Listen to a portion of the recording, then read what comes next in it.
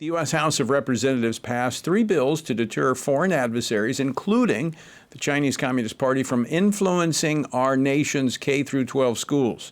In a statement, House Speaker Mike Johnson said the passage of the bills are victories for America's parents, students, education system, and our national security.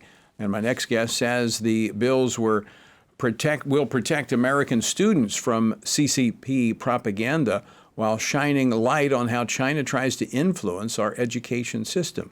With me now to discuss this from the congressional perspective is Congressman John Moolenaar. He is the chairman of the House Select Committee on the Chinese Communist Party. He represents the 2nd Congressional District of Michigan. Chairman, welcome back to Washington Watch. Thanks so much for joining us. Thank you so much, Tony. Good to be with you again. And congratulations on these wins. I know that this has been long, hard fought, bringing visibility to the threat that the Chinese Communist Party poses, and it begins with our children. Talk a little bit about these bills and what they do. Well, just in summary, what these bills do is protect our children. They empower parents by making sure that school districts are accountable to parents, responding to requests for information.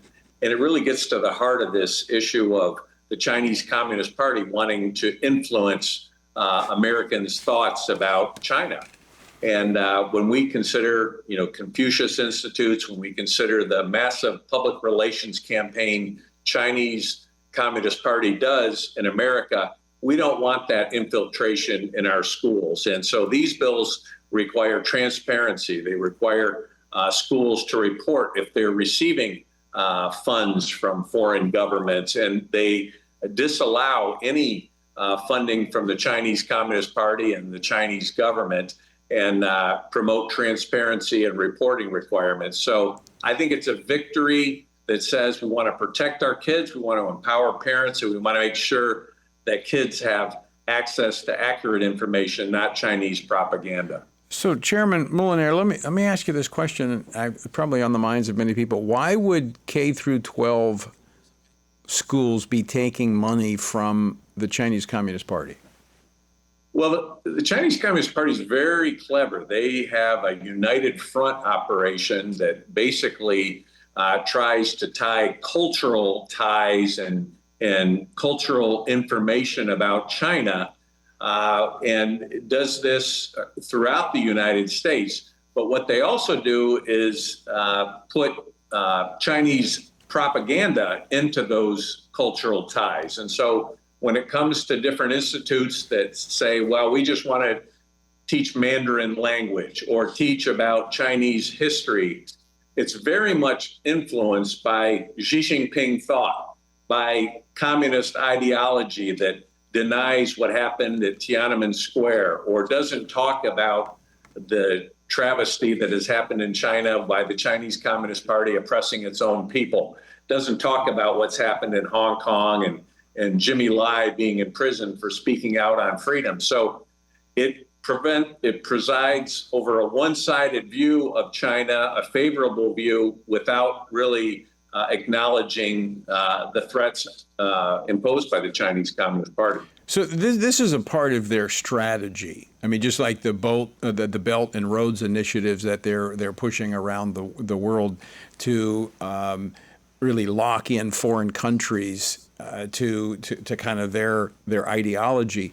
This is actually taking it. And I think what is so dangerous about this is that not only is it infiltrating our educational system, but it's indoctrinating children, because these are going to be future leaders. I mean, we saw some of the exchange programs. This was an issue in the last election with Tim Walz and having gone to China and spent time over there. This is about influencing America and its future. It absolutely is. And with technology and with the influence that China has through technology, whether it's TikTok or other means, they've become even more aggressive, more capable of influencing people in this direction. And, what seems like harmless information, what seems like very friendly sounding names, is underneath a that is Chinese Communist Party ideology that denies basic freedoms and that promotes a deceptive view of the world. And that's something we want to protect our children from. And to your point about the 250th anniversary of the Declaration of Independence, we are blessed and endowed by our Creator with inalienable rights, and the government's job is to secure those rights. The difference in China is that the people don't have rights. It's simply what the government tells them to do. And if they don't do what the Chinese Communist Party says, they are in violation of national security laws and run the risk of imprisonment or worse. Well, and they're tracking everything they do. They're monitoring them. They're using surveillance to do that. We just have about a minute left, Chairman Moolenaar. I want to ask you this question. For the average person out there, what should they be looking for if they see something in their school that might suggest that that there is this infiltration, this effort to influence?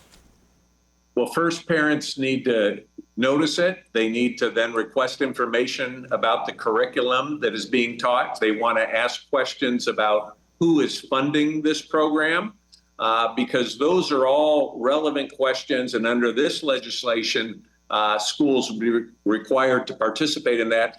And for school administrators, there are ways to teach foreign languages without putting yourself in a submissive role to the Chinese Communist Party. So that's where the awareness for parents as well as administrators comes in.